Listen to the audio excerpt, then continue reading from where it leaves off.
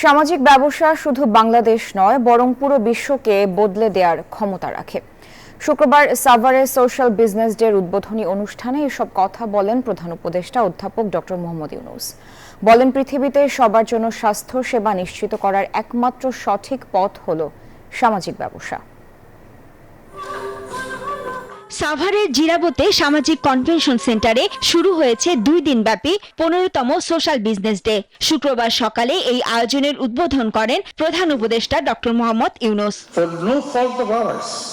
এ সময় প্রধান উপদেষ্টা বলেন, সামাজিক ব্যবসার মাধ্যমে জনগণের স্বাস্থ্য সেবা নিশ্চিত করা সম্ভব।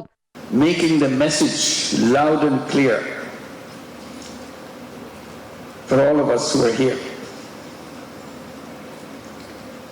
And we always kind of felt when we came to Social Business Day, it's a gathering. Bundle থাকলে প্রতি সেনমানিতে টাকা বাঁচবে। বিকাশ সেনমানি বান্ডেল কিনে জিতুন প্রতি লেনদেনে। Of family members. স্বৈরাচার সরকার সামাজিক ব্যবসা দিবস পালন করতে দেয়নি জানিয়ে প্রধান উপদেষ্টা বলেন, 5 আগস্টের পর প্রথম এই দিবস পালন করতে পারল Bangladesh. And Bangladesh did something fantastic. Despite all the gloomy world, they have done amazing things.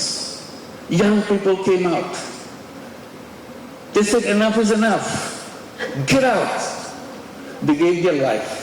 বলেন, পৃথিবীকে বদলাতে সব জাতিকে ভূমিকা রাখতে হবে, ধ্বংসের আগেই সঠিক পথ ধরতে হবে।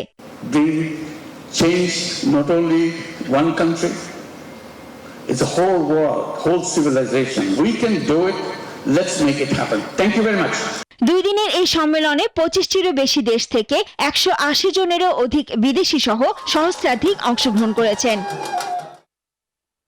শাফিয়া সাসনা, নিউজ 24, ঢাকা।